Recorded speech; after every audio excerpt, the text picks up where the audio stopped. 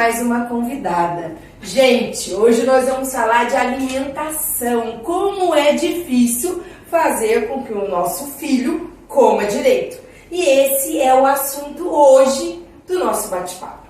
Estou aqui com a Pilar. Tudo bem, Pilar? Tudo, gente. Obrigada por estar aqui participando dessa conversa. Espero que seja bem leve, mas eu falo muito, então se preparem. A disputa aqui vai ser difícil. Duas TDAH, imagina juntas se o negócio vai sair.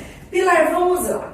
Quem é você? Fala um pouquinho quem é essa mulher aí, Pilar. A gente estava agora há pouco falando do nome Pilar, que é um nome bem diferente. É verdade, eu estava conversando justamente que eu não sabia nem de onde vinha a origem do meu nome. Por que os meus pais escolheram esse nome? Mas quem sou eu? Na verdade, eu sou uma típica TDAH. Eu acho que só a forma de eu falar, a velocidade da luz, a gesticulação, vamos botar assim, já mostra quem eu sou. Mas eu nunca tive, por incrível que pareça, diagnóstico fechado, tá? Porque naquela época, quando eu nasci, na época de criança, não se falava muito nisso, né? Se falava que era uma criança que falava muito falante, mas não se falava do TDAH, não se falava do autismo como a gente tem esse esclarecimento de hoje. Então, provavelmente, certo, eu já era uma criança que já dava trabalho, porque eu lembro que a minha mãe falava muito claramente que em toda reunião escolar reclamavam que eu não esperava a minha vez para falar. Que eu não parava sentada, que eu não esperava a vez e que eu tinha muito a vontade de querer falar pelo outro, de fato, entendeu? Tomar frente das coisas. Então eu já era uma típica... É uma energia total. Exato, já era uma típica. Mas engraçado, eu não era uma TDAH, nem era uma criança que tinha dificuldades acadêmicas, né? Dificuldades educacionais. Então talvez seja por isso que a gente nunca levou a fundo o que poderia acontecer. Mas eu era essa criança. E aí, depois de adulta, né, eu entrei, por incrível que pareça, vai cair pra trás agora, porque eu acho que essa parte da história você não sabe. Não.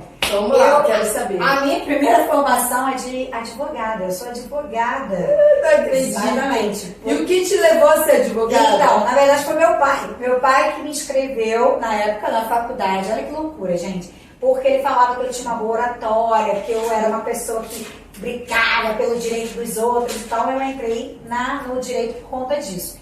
E fui ficando de fato. Eu entrei na nutrição, né? A alimentação entrou na minha vida, a nutrição entrou na minha vida através da Maitê, que é a minha filha mais velha, hoje com 13 anos. Naquela época, com 2 anos e meio, a Maitê teve diagnóstico de TDAH, não tinha ainda o diagnóstico do TDL, ele veio mais pra frente, e ela precisou tomar risperidona.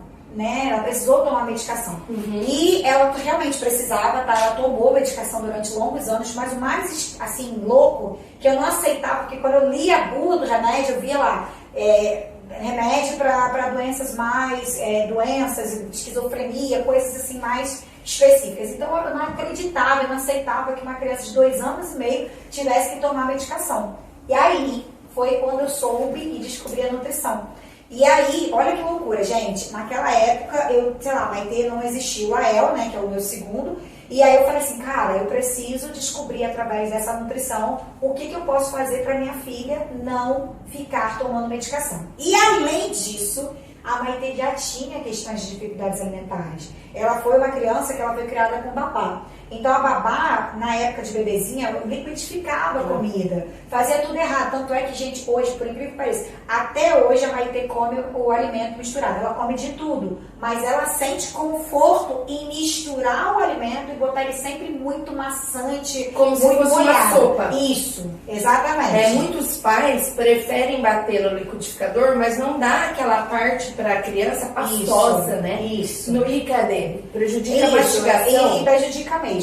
E aí o que acontece? Faz a parte de hipotonia, de face e tudo mais. Então, nesta época, eu entendi e conheci a nutrição. Foi através da Maitê, tanto pela seletividade, quanto se falava naquela época da nutrição, no autismo, no TDAH, o que os alimentos poderiam ajudar ou atrapalhar, o que os suplementos poderiam ajudar ou atrapalhar, na retirada de medicação e em junção dessa modificação de rotina alimentar. Foi por isso que eu entrei na nutrição. Então, eu acho que a nutrição que me escolheu. Sim, fui eu. Na verdade, dessa vez alguém te escolheu, né? Porque você não teve o direito nem de escolher a primeira faculdade. Não tive. Meu pai, ele me matriculou mesmo, gente. Foi muito engraçado. Mas ele era advogado? Era.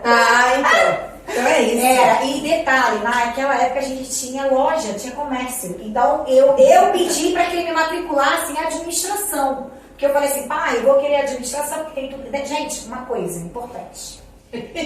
Não era essa a faculdade que eu queria. Quando eu era novinha, eu queria ser médica. Olha só. Entendem? Olha que loucura. Mas agora você acabou sendo médica dos alimentos. Exatamente. Diretamente eu acabei. E era, na verdade, eu acho que era mais para cuidar de pessoas. Eu acho que era isso que eu tinha dentro de mim, mas que eu não expressei através da medicina, porque era uma faculdade. E queira, você acaba conduzindo isso de uma, né? Eu não sou médica, mas eu estou ajudando as crianças de uma forma com que a criança aprenda a comer de forma certa. Exato. E, por exemplo, no caso hoje, comigo, eu tenho uma equipe de médicos parceiros, não que sejam tratamentos em conjunto, mas que a gente tem muita troca. Sim. Então é um trabalho muito coeso, é muito legal. Eu sou suspeita de falar, né? Mas dá pra ver que você gosta do que você faz, né? O que você gosta de fazer? Além de trabalhar. Além de trabalhar. Gente, olha só, isso é um problema, hein? Porque eu tenho hiperfoco no trabalho e estudar. Bem óbvio que estudar o que eu estudo. Porque me dá para estudar outra coisa, tipo estudar inglês. Meu Deus, não consigo.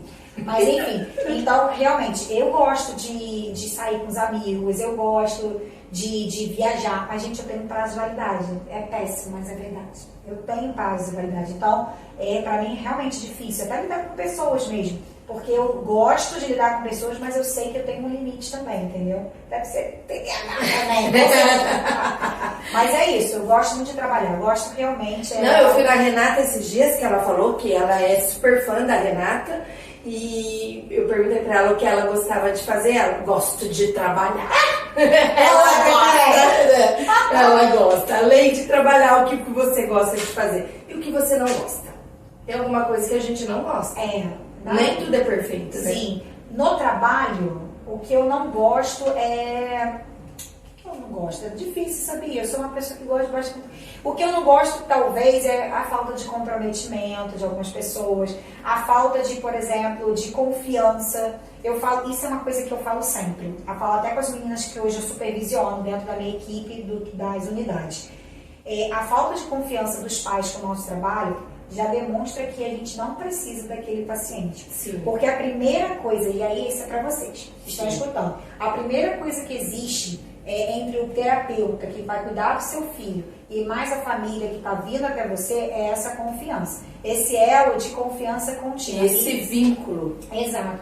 E esse vínculo não é um vínculo só com o paciente, é com a família. Hoje eu tenho, os pacientes que estão comigo hoje são pacientes que eu falo e eles assinam embaixo. Que eu faço indicação e eles correm atrás. Que eu brigo por eles e brigo com eles e eles sabem que é por amor, entendeu? Então eu acho que quando começa uma relação assim, sem confiança... Não dá certo, é melhor cortar. Exato. Né? Você tem algum sonho? Eu tenho. De trabalho. Que vergonha, mas o que eu tenho de sonho? Eu sonho conseguir alcançar pessoas em todo o mundo, sabe? Com dificuldades alimentares, ajudando pais com dificuldades alimentares, resolvendo. Não existe preço, não existe, sei lá, nem sei o que eu sinto, não consigo nem descrever quando a gente dá alta terapêutica. É uma sensação de dever cumprido, misturada de saudade, que não quer soltar a criança, mas misturado com aquela coisa que você fala assim, meu Deus, conseguimos chegar ao objetivo. Eu venci. E esse sonho que eu tenho de chegar em outras famílias, isso é muito difícil. A gente estava conversando até há pouco tempo do limite físico que a gente tem hoje, né? Porque hoje a terapia que eu faço é muito presencial. Na verdade, gente, a Pilar falou um pouquinho comigo de um novo projeto que vem por aí, né? Que ela não quer que fique estacionado só aqui na nossa cidade, só no Rio de Janeiro, onde ela atende também, mas ela quer levar essa terapia alimentar para o mundo.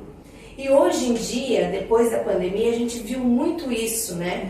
Foi algo estressante, esgotante, mas também foi um lado positivo de ver que as pessoas conseguem se conectar com outras de forma assertiva, né? Positiva, e você consegue levar o seu trabalho para o mundo inteiro. não ficar só aqui nesse ambiente fechado, né? E nós podemos isso. De repente ela leva a terapia alimentar dela para o mundo todo, onde outras famílias estão lá desesperadas, tirando os cabelos, o meu filho não come, o que eu devo fazer? Assim não, vai ter uma terapeuta online, né? Isso. E, nossa, mas online, mas dá para fazer? Dá para fazer. Dá sim. Se tiver parceria, dá para fazer. Sim. E o legal é exatamente isso, a gente entender que a gente consegue alcançar lugares que a gente nunca alcançaria. Sim. Cidades muito pequenas ou países nos quais a pessoa não teria essa oportunidade. E hoje em dia, com a conexão do Instagram, do Facebook e outros, né, meios, né, de intervenção, a gente consegue fazer isso, né? A gente consegue de alguma forma ou outra ajudar. Alcançar. A gente não fica lá no Instagram o tempo todo fuçando. Por que a gente fica fuçando? Porque a gente quer aprender. Sim. A gente não tá ali por curiosidade, a gente que é da área da educação, sim, né? A gente pensa cada vez aprender mais, né? Você tem medo? Você é mãe de 2 crianças, sim, né? Uma criança ela é mãe atípica, né? Sim. Que ela deixou claro que ela tem um filho autista. E como foi quando você recebeu o laudo do seu filho? Então, é difícil, né? Mas eu posso dizer uma coisa pra você, que eu já falei com outras pessoas e que eu sinto, tá? Assim, real. Eu não tive momento, pode ser que esse momento chegue, tá, gente? Mas eu, Pilar, não tive o momento do luto com a El. Eu não sei se eu não tive, porque eu não vou ter, ou se eu não tive porque eu não sei por quê, porque eu ainda vou ter um dia.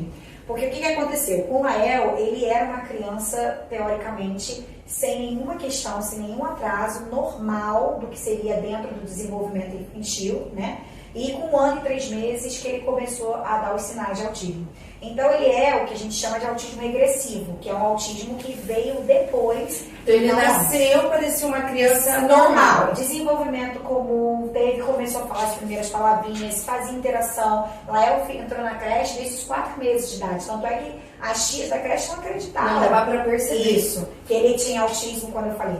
Então, pra mim, realmente foi nesse sentido. Com 1 ano e 3 meses, eu vi que ele tinha coisas diferentes. E aí eu fui até a neuro e falei, preciso que você avalie, porque eu tenho certeza que meu filho é autista. Então, foi meio que um diagnóstico que eu já sabia dentro de mim. O meu marido foi mais difícil, porque ele não entendia, ele não era da área da saúde. Então, eu já sabia. Então, eu fui e encarei isso muito de peito aberto. Talvez seja por isso que eu ainda não tenha sofrido, ou não vou sofrer o tal do mundo. Mas eu acho que é porque, Pilar, de uma forma ou outra, você já estudava sobre isso, você já atendia outras crianças autistas, você já estava no meio. Sim. Então, você estava preparada. Sim. Você estava preparada para o novo, né? Sim. Você tem algum medo? O medo que eu tenho, assim, quando se fala nisso em específico, e eu acho que é o meu maior medo como mãe, tá, gente? É o Lael. Hoje o Lael, meu filho mais novo, né, que é autista, ele é não verbal e ele não fala, né, e ele ainda tem algumas dificuldades, mas assim, um cognitivo muito melhor, mas ainda não faz a expressão de verbal mesmo, de verbalizar.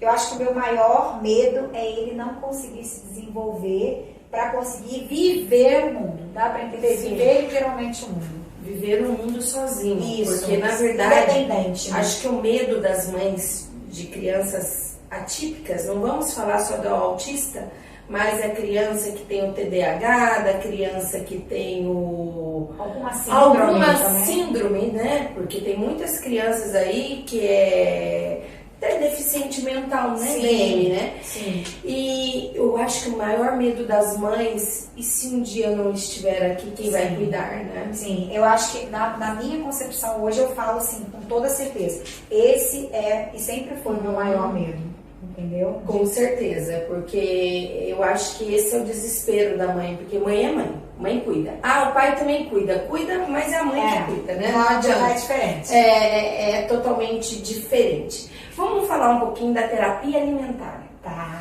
ótimo. As mães chegam aqui no consultório da Pilar desesperada e falando, meu filho não come.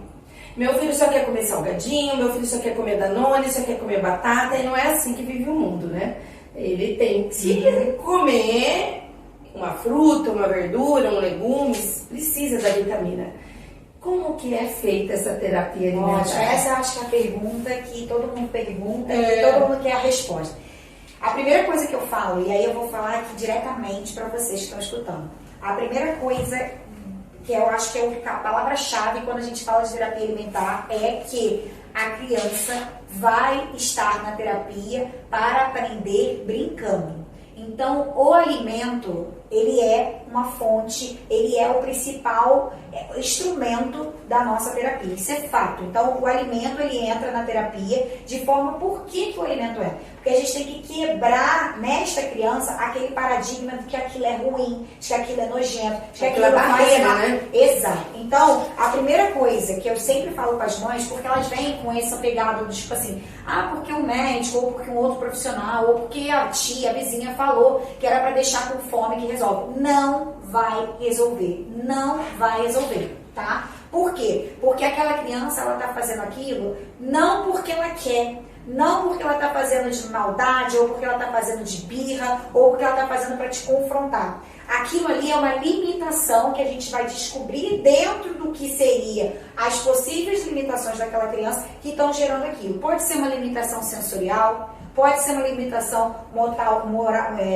motor oral, tá? Que é a parte justamente que mexe com os nossos músculos. Muitas vezes a criança não sabe comer. Sim, não sabe mastigar, engolir. Ela não consegue fazer, por exemplo, a lateralização de língua. Ela não consegue fazer o amassamento e come amassando o alimento com a língua, mas não mastigando e depois deglutindo. Então, isso é importante. Pode ser uma questão sensorial, ela tem uma hipersensibilidade, ela não gosta de toque, ela não gosta de texturas molhadas, só come texturas pastosas ou só come crocante. Então, tudo isso não é brincadeira. Tudo isso não é besteira. Então, a primeira coisa que eu falo para as mães é: vamos primeiro entender a causa do problema para poder tratar.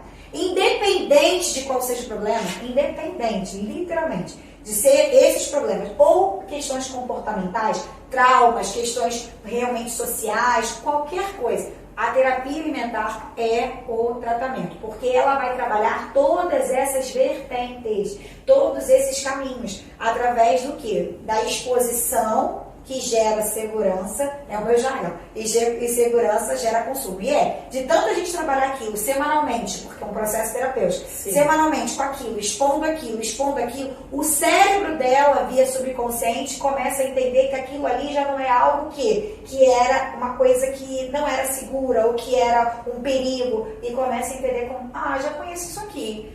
Isso aqui já é uma coisa normal. Isso aqui deixa eu tentar. E aí ela vai se abrindo a novas experiências. Agora, o tempo de tratamento, esse eu nunca... Não dá pra falar em 2 meses, 3 meses, 6 meses. Não dá. Porque eu tenho crianças que evoluem bem em meses, 3, 6, 9, 8, mas tem crianças que estão comigo 2 anos, 2 anos e meio. Pilar, são casos muito graves? Nem sempre o caso é grave. Nem sempre, não é que não seja grave, nem essa palavra, nem sempre é a gravidade do caso que vai trazer a quantidade de tempo de tratamento. Muitas das vezes vai ter o envolvimento dos profissionais, da criança engajada e dos pais dando seguimento, entendeu? Gente, não adianta chegar aqui, fazer uma terapia alimentar e depois não ter continuidade da família em casa. Ela, na verdade, ela precisa desse apoio, ela precisa dar as mãos mesmo e eles caminharem juntos. Porque não adianta aqui na terapia ser trabalhado, né, de alguma forma ou outra, trazendo essa criança, olha, nem é tão ruim assim, né? Eu não gosto de limonada, olha, experimenta. Nossa, é gostoso, então sim, nem é tão... Mas eu só gosto de suco de uva. Mas experimenta sim, esse que é gostoso também. Sim. Mas em casa, dá continuidade do que aconteceu aqui, né? Sim, e tem um detalhe muito importante. Por exemplo, pegando a sua fala aqui agora, que é a fala de todo mundo, de você que está em casa, que é pai também, vai ter a mesma fala. A gente, na terapia, quando a profissional, né, vamos botar aqui, eu falo de mim e da minha equipe, a gente faz todo o processo, tá, na terapia e passa para os pais um feedback. Essa falta de feedback que hoje em dia a gente tem é muito ruim, porque a gente não consegue saber como conduzir. E eu vou pegar a sua fala para poder mostrar o porquê do feedback.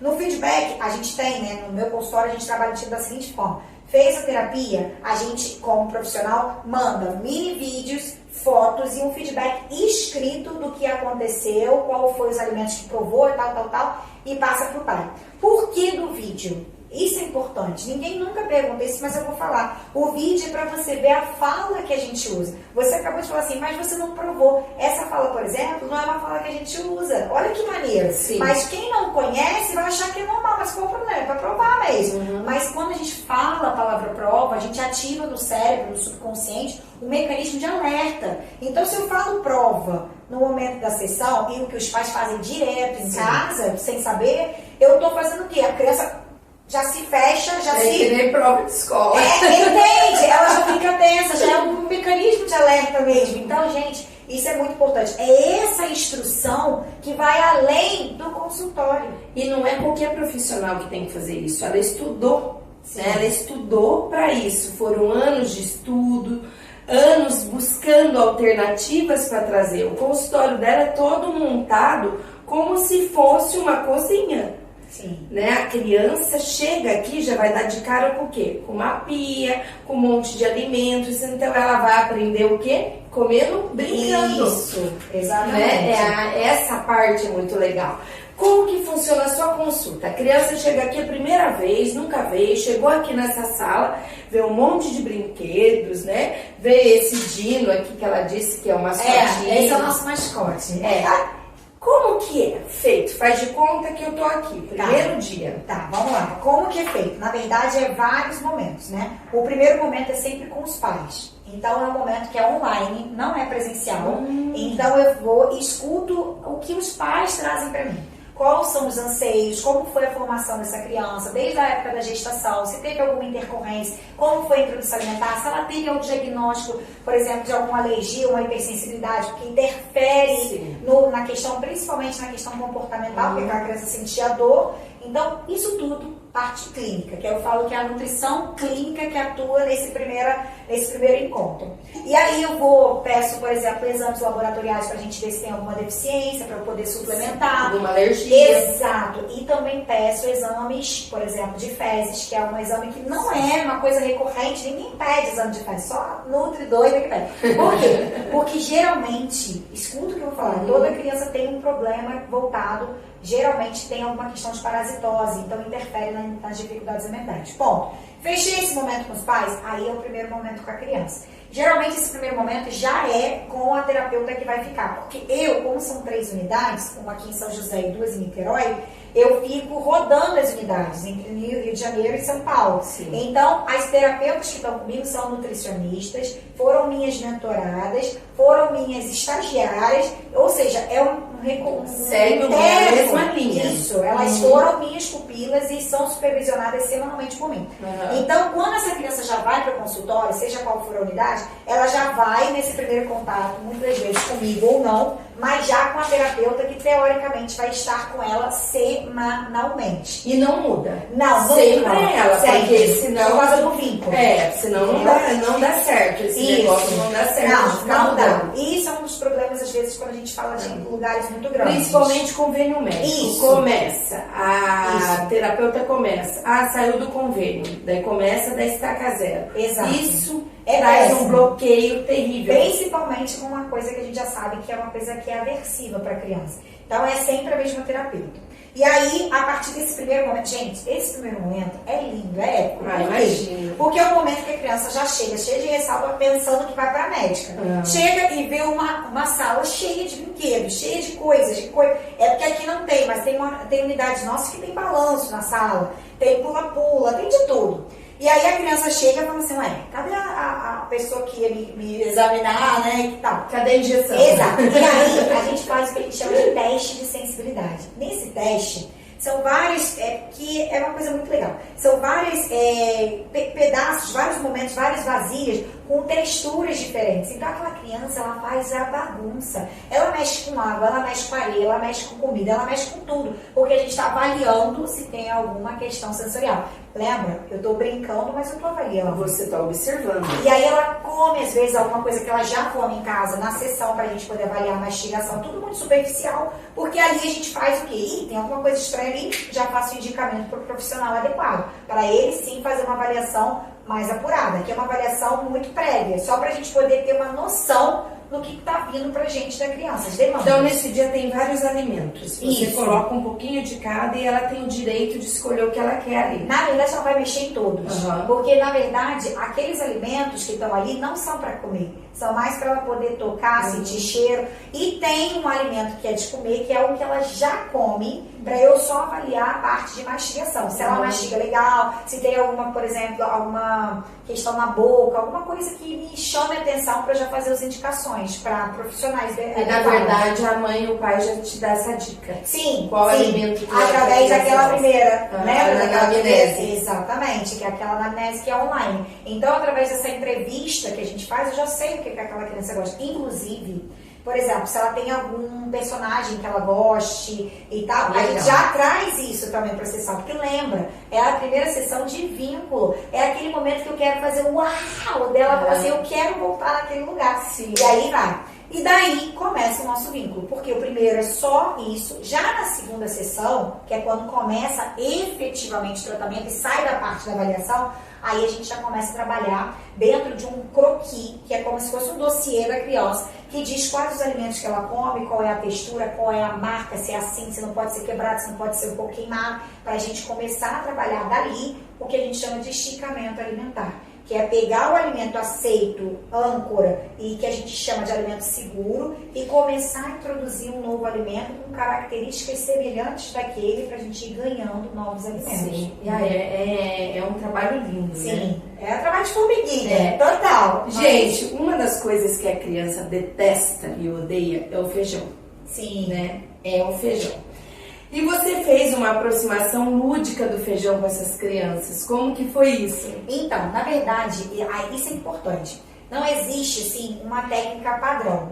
No sentido, nenhuma técnica padrão, um jeito padrão. Você pode fazer de acordo com o que aquela criança te traz. Então, vamos lá. Se for uma criança, gente, foca nisso, que isso aqui é o caminho das mentes. Se for uma criança que aceita textura molhada, que gosta de textura molhada, eu vou trabalhar com o quê? Com feijão com caldo. Sim. Cada vez mais caldo. E boto na piscina com feijão. Eu posso botar o feijão para poder fazer barquinho. Eu posso fazer qualquer coisa utilizando o feijão como se fosse água. Mas é o feijão. E aí eu tô fazendo o que com aquela criança naquele momento? Aproximando ela do feijão de uma forma sutil, lúdica, sem ela precisar provar o feijão, mas já dando que eu enganando o cérebro dela, enganando o cérebro de que aquilo ali é seguro. E eu vou trabalhando aquilo ali, trazendo segurança. Porém, se for uma criança que gosta da textura crocante, tem pavor de molhado, aí eu vou trabalhar com feijão croque. O que é o feijão croque? É, gente, nada mais é do que o feijão cozido, tá? Que você vai tirar, né? Porque a água do feijão a gente vai colocando. Então ele vai ficar o feijão cozido bem sequinho. Você vai botar na airfry, deixar por 5 minutos a 180 e vai virar como se fosse um biscoito. Uma bolachinha. Exato. Na verdade, ele vira muito próximo do que seria um amendoim, sabe? Nossa, que delícia! Então, é o que eu falei, não existe, por exemplo, algo rígido. Você vai pegar de acordo com a característica, mas para isso você tem que ter o quê? Lá no Rio tem, né, um bolinho de feijão. Mas aí você vai preto, esticando, né? tudo. Você pode esticar pro bolinho de chuva, bolinho de chuva que eu falo de feijão misturado. Você vai esticando. Pode botar também com legumes, você pode colocar ele em formato, por exemplo, feijão com arroz misturado, bolinho dos dois. Você vai mexendo. Aquele bolinho de arroz vira bolinho de arroz com feijão. Exatamente. Então é isso, entendeu? E você usa bastante a palavra estratégia, cuidado e criatividade em tudo que você faz, né? É bem por aí, né? Sim. Os três juntos. É, quase como se fossem pilares. Estratégia... Ela tá vendo o pilar? Pilar. Na verdade, o que acontece? Quando a gente fala de estratégia, é exatamente isso. Você vai ter que sempre pegar, e isso eu falo direto quando eu mentoro outros nutris também de outros estágios. A estratégia você só vai conseguir fazer com base na individualidade do paciente. Então, é o que eu acabei de falar. Eu usei a mesma coisa, o mesmo alimento, feijão, e te dei 2 exemplos completamente opostos. E é uma coisa que bolinho de chuva todo mundo gosta. Sim. Né? E é fácil de fazer. Né? Não precisa de tanta habilidade, né? Uma bolachinha também. E vai introduzindo um alimento que a criança não gosta. Exato. Esse bolinho de arroz, né? Botar o feijão no meio. Sim. Põe um legume, uma cenoura, ou, né? Uma salsinha de cebolinha. Queira ou não queira. Eu lembro que quando eu cozinhava feijão para meus filhos, eu sempre colocava beterraba, eu colocava um pouquinho de cenoura, assim, eu ia escalar. Daí as crianças falavam assim, nossa, mas tá meio vermelho o feijão hoje. Não, é o tempero que é novo.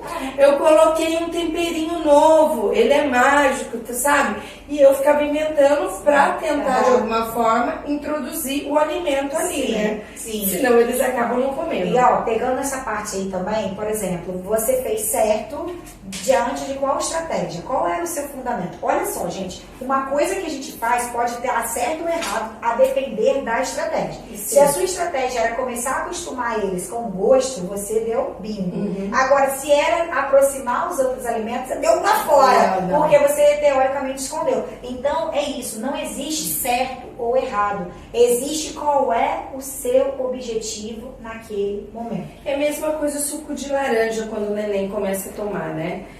Começa suco de laranja, no outro dia laranja com maçã. Sim. E vai introduzindo maçã, no outro dia laranja com mamão. E assim, automaticamente ela está conhecendo todas as frutas sem ela perceber. Sim. E depois, queira ou não queira, na hora de você dar a frutinha para comer com a colher, daí a criança já não sente tanto porque ela já experimentou. Sim, né? É o que eu falei, a estratégia era o quê? Naquela era fazer a aproximação do sabor. Sim. Agora você já está fazendo sabor e conhecimento da fruta de forma separada. Então é exatamente isso. Qual é o seu objetivo naquele momento? Entendeu? Exatamente. Você fez agora na Páscoa uma oficina culinária. Como que foi isso? Então, na verdade, a gente já faz oficinas, na verdade, eu faço muito lá em Niterói. Aqui foi a primeira vez que nós fizemos. E o objetivo da oficina, ele tem um objetivo próximo da terapia alimentar. Só que a terapia alimentar ela é muito mais individualizada, porque é 1 a 1, né? Paciente e terapeuta. Só que na oficina a gente tem uma coisa que eu acho que é maravilhoso, que é o que a gente chama de neurônio espelho de pares. O que é isso? Neurônio espelho é justamente eu olhar você fazendo, é o que um bebê de introdução alimentar a gente já faz. Eu vi esses dias até sei lá, enfim, na internet, uma mãe comendo e a criança, um bebezinho, sabe, de colo, olhando e tal, e aí abrir a cabeça. Então, é exatamente isso. O neurônio espelho é você fazer algo, aquela criança ou aquele adulto ou qualquer coisa, observar o que você está fazendo e imitar e com isso aprender. Então, quando a gente fala de neurônio espelho de pares, é justamente o quê? Ativar esse movimento, mas entre crianças, de uma faixa etária próxima. Então, é aquilo que muitas das vezes, às vezes, funciona quando a criança vai para o coleginho e quando não é um caso mais grave, óbvio, mas ela vai para o coleginho quando não é só uma falta de estímulo da casa, dos pais, para poder comer, quando ela vai para o coleginho, ela vê outras crianças comendo, ela acaba comendo. É isso. Prestem atenção, não estou falando que a resposta vai ser essa. Que vai ser sempre assim, acabei de falar. Em casos específicos que é só falta de exposição alimentar, pode vir a dar certo, e geralmente dá. Agora, quando existe uma criança com alguma hipersensibilidade, alguma coisa mais a fundo, aí a gente precisa trabalhar. Mas você pode ver que tem muitas escolas que tem a merenda, né? Sim. A merenda, o recreio, depende, cada escola chama de um jeito. Que eles comem a mesma coisa todas as crianças. E de repente aquela criança que nunca comeu tá comendo também. Sim. No início eles falam, eu não gosto, eu não quero, eu não vou comer. Faz as birrinhas, mas depois começa a fluir, né? Com quantos anos você começa a atender aqui? Com criança de quanto tempo? 1 ano e meio. Muito novinhos. Na verdade, a gente começava até 1 ano atrás, a partir de 2 anos. Só que, ultimamente, do ano passado, de 2023 para cá, cada vez menos idades, né? Ou seja, cada vez crianças mais novas vêm vindo com questões alimentares. Então, a gente já vem trabalhando na terapia alimentar com crianças de 1 ano e meio, 1 ano e 2, 1 ano e 7. Por incrível que pareça. Nossa, que coisa, né? 4 Cs. Ai, da alimentação infantil, que é isso, meu Deus? 4 Cs. Então, na verdade, a gente fala de princípios, né? Que é o conforto, a conexão, tudo isso, gente, por incrível que pareça, vocês vão ver que a gente tem muitas abordagens dentro do que a gente fala de terapia alimentar. Tem os 4 Cs da Suzanne Morris, tem outros, que é o Food Chain, tem, por exemplo, também o Get Permission, tem todas essas abordagens que geralmente não são daqui do Brasil, são abordagens de fora. Mas você vai observar que quando a gente fala dessa abordagem específica, mas as outras todas se casam. Porque elas dizem, e é a base de uma outra coisa que não tem nada a ver com alimentação, olha o que eu vou falar para vocês, que é o que a gente chama do BIR Floor Time, né? Que é o quê? A conexão que a gente tem, e aqui, paciente-terapeuta, ou paciente, que no caso é a criança, pais, ou paciente cuidador, ela vai transformando toda essa relação de conforto da criança, que ela consegue habilidade para comer aquele alimento, conforto de que ela vai ter também o quê? Não só essa habilidade mastigatória, ou essa habilidade, por exemplo, orgânica, mas também o conforto dela sentir que ela está naquele ambiente de forma aconchegante, de uma forma leve, a conexão com o terapeuta, a conexão com os pais, tudo isso gira em torno do quê? Da relação de confiança. A relação de confiança pai, mãe, criança, terapeuta, criança, é o que vai fazer esse problema da seletividade alimentar, das dificuldades alimentares em si, ser resolvido. Se não houver essa conexão, esquece, não começa. E aí, o que eu entro nesse ponto? Porque se você você como terapeuta, tá com uma criança e não tá sentindo esse feeling, é legal você ter humildade de fazer o que, não tá rolando. Refazer. Sim. Repensar. Exato. Porque, às vezes, não é o problema do seu método, mas é porque não teve engajamento com aquela coisa. Gente, as pessoas podem não se dar bem. Não tem a ver com o profissional, entende? Tem escola que a criança vai estudar que a criança não consegue aquele método de ensino de jeito nenhum. Isso. Ou a professora muda o método, ou o pai e a mãe vai ter que tirar ela daquela escola. Exato. Não tem condições. O que seria os 4 Cs? Pra mim, seria conforto. Gente, esqueci. Confiança, conforto, conexão. E o último que a gente fala que seria o C, mas a gente muda também. Pode ser o quê? A estrutura, tá? Sabe, na hora que você estava falando, eu fiquei imaginando assim. Na hora da alimentação também, gente, é um momento de calmaria. Você não vai levar a criança para comer com a família, Sim, com televisão ligada, com celular. É a hora de todo mundo estar ali com calma, né? Sim. Não adianta você colocar ela no meio de uma banda de Sim, música. Isso aí é perfeito o que você falou. Duas coisas. Uma, quando a gente trabalha, isso daí é para os pais que estão escutando também a gente entender. Quando a gente trabalha com crianças no que se refere à seletividade alimentar, tá? Quando você vai trabalhar com alguma atividade que seja na terapia alimentar ou em casa mesmo de forma domiciliar. Uma coisa que você falou claramente que não pode acontecer. Você vai trabalhar com a criança no chão. Você não vai trabalhar com essa criança no ambiente da mesa que você faz a comida, porque ali você já traz um peso para ela. Sim. Ao contrário também, foi o que você acabou de falar. Na hora da refeição é um momento que não pode ter distratores. Não pode. O que pode acontecer, e isso é importante, é a tela de jeito nenhum, tá? Embora exista uma única exceção que a gente usa a tela. Quando se trata de uma criança que tem uma fobia e a gente vai diluindo essa tela. Como que seria isso? Isso é muito importante, né? Que é o desmame. A gente vai começar a fazer o quê? O condicionamento do uso da tela para poder continuar na refeição. Então, por exemplo, se eu estou usando a tela, eu vou dar um pause e vou falar, filho, agora uma colherada e mastiga. Por quê? Você está mostrando. Isso. E eu estou fazendo o quê? Eu estou dando a ele a responsabilidade, eu estou dando a ele o quê? O entendimento de que ele tem que parar, botar a comida na boca, mastigar, acabou, dá o play de novo, pode ver mais um pouco. Vamos dar continuidade. Isso, entendeu? Então isso é importante. Não pode ser algo mecânico da criança estar olhando para a tela e tal. Que ela não consegue nem saber qual o mecanismo de saciedade, ela se perdeu ali, entendeu? Mas, como eu falei, existem crianças que têm fobia, uma fobia que pode estar caminhando para um TARI, que é um transtorno alimentar restritivo e evitativo, que é um transtorno alimentar mesmo, que às vezes isso é uma ferramenta favorável para a gente, que a gente usa para diluir a preocupação em primeiro momento de tratamento, em primeira instância de tratamento, não para sempre. Por quê? Porque ali no TAR existe um transtorno alimentar. Eu preciso quebrar um pouco aquele ambiente de tensão para ele poder começar a comer e depois eu vou desmamando a tela. Mas sempre a gente vai desmamar a tela ao final, tá? Muitos pais erram, gente, quando tá na hora da alimentação ou tá em uma lanchonete, alguma coisa. deixa ele brincar, depois ele come. Ele não come, né? Sim. É muito mais fácil tirar, né, tirar o problema, Sim. né? Tirar o problema na refeição. Sim. Não, é hora de sentar, é hora de comer junto, é hora de comportamento conversar, mesmo. de comportamento, né? Isso, que é o confraternizar, né? Tem criança que come, que não come. Sim. Mas tem criança que come demais. Sim. Né? Que tem a parte de compulsão alimentar.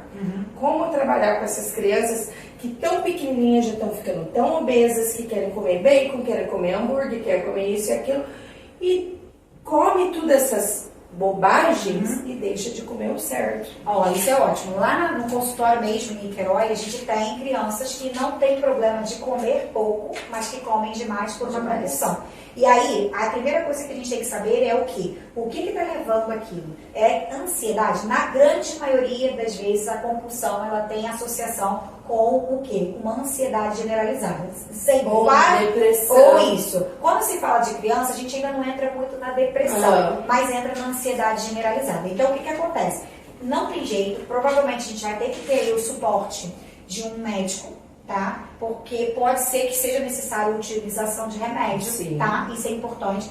Eu, como nutricionista, trabalho com a suplementação, com a fitoterapia agregada com óleos essenciais para tentar acalmar e também controlar essa saciedade. Então, por exemplo, hoje a gente consegue fazer bombons dentro com compostos que estão segurando dentro da fitoterapia, né? No caso, que é para poder o quê? Te dar uma sensação de saciedade, para tentar tirar um pouco essa vontade de comer doces e coisas açucaradas. Então, tem que trabalhar assim.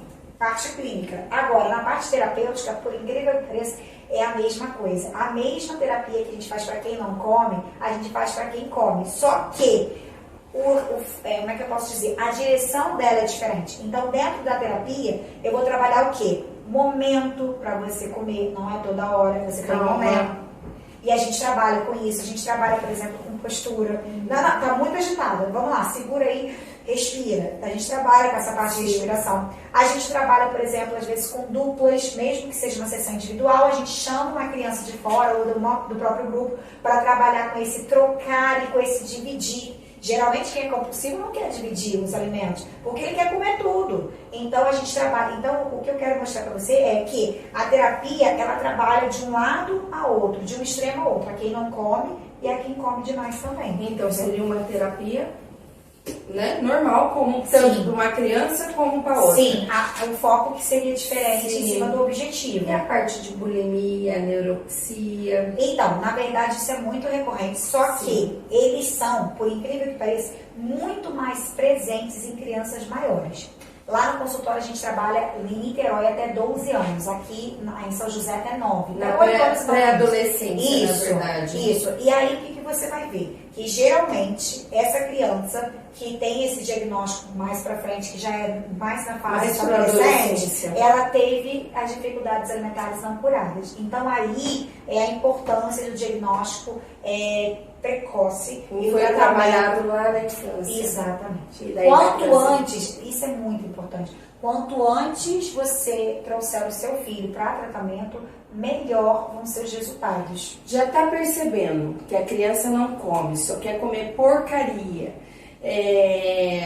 Gente, alguma coisa está errada? Sim. Agora essa coisa não está legal. Não tá. E outra coisa, gente, você que é mãe, dê valor ao seu sexto sentido, seu instinto, seja lá o que for. Por quê? Porque todas as vezes que você vê que não tá certo, que não tá legal, e fica escutando, que a gente tende a escutar terceiros, que vai melhorar, que vai ficando mais velho, vai resolver, não vai resolver. Quanto antes você tentar resolver o problema, procurar ajuda, mais rápido e mais efetivo é o tratamento. A gente não tá falando só na parte de alimentação, até a parte... Tá percebendo que a criança não tá se socializando com ninguém, não tá se comunicando, não fala, só faz gesto. Epa! Mas o filho da vizinha fala. Então, peraí, alguma coisa tá errada. Sim, se não tá atingindo os marcos, já tem que procurar ajuda. Não deixa pra depois o que pode fazer hoje, né? Porque o negócio receitinha da tia Pilar. Gente, eu acho Você não tem vontade de fazer alguma coisa assim no seu Instagram, alguma coisa, você ensinando as mães? Aqui você faz alguma coisa de aqui o culinária? tempo inteiro. E todas as sessões têm culinária. Todas. Que delícia, eu acho que eu vou voltar a ser criança. Gente, uma das coisas que as crianças mais gostam é dessa parte. O que acontece? Por exemplo, tem casos que não tem, na verdade. Por exemplo, quando se trata de crianças com autismo nível 2 e 3 de suporte, às vezes a gente não consegue, porque eles não conseguem interagir com a receita. Mas, contudo, todavia, isso flui bem, entendeu? Mas todas as sessões que tem, seja com crianças neurotípicas ou autismo nível 1, tem a receitinha para ela montar e no final provar. Então vocês fazem aqui, Sim. a criança come e depois a criança vai querer fazer em casa? Sim, e leva para casa também. Não é legal? A ideia é essa, de levar pro irmão, de levar pro pai, pra mãe. Olha o que eu fiz com a tia Pilar. Isso, exatamente. Né? Escolinha Nutricanto. Então, Nutricando. isso, nutrir brincando. É isso, brincando. As duas palavras juntas. Exatamente, a junção. Então, a oficina, na verdade, tanto as oficinas, tá? Quanto a escolinha, elas têm a mesma finalidade. Só que a escolinha, ela tem uma periodicidade. Ela tem um tempo de início, de meio e de fim. Então, geralmente dura uma série de 6 aulas, 3 meses. E é aqui mesmo? Também é. E geralmente são com duplas, trios ou até 4 crianças. Ai, que delícia. Entendeu? Agora, quando você fez da Páscoa, você já fez num outro lugar, né? Isso, porque poderia pegar crianças maiores não, várias crianças em grupos diferentes, entendeu? Mas na escolinha não, são mesmas crianças em termos de grupo, de faixa etária. Ai, que delícia, gente. Ser mãe super heroína, às vezes não é tão legal. Não é mesmo. Eu falo que eu acho que a parte mais difícil pra mim tipo, o trabalho eu tiro de letra é ser mãe. Educar é muito difícil. Não né? é fácil. Educar uma criança atípica é mais difícil ainda. Você conseguir se colocar no lugar dela, entender aqueles anseios, pra mim eu acho que é a minha maior dificuldade. Eu acho também vocês que são mães atípicas, né? É sempre estando com outras mães e uma ajudar a outra, né, Pilar? Porque não é fácil não, né? E você vai ter isso muito claramente. Quando você se torna uma mãe atípica, o seu ciclo de amizade muda. É muito incrível. Você começa a ter amizades e mais junção e união com as mães que vivem o mesmo problema do que próprios familiares e amigos de muitas longas datas, entendeu? Então eu falo que é um novo mundo pra gente. É uma nova família. Isso. Né? É uma nova um novo estrutura. ciclo. É um novo ciclo.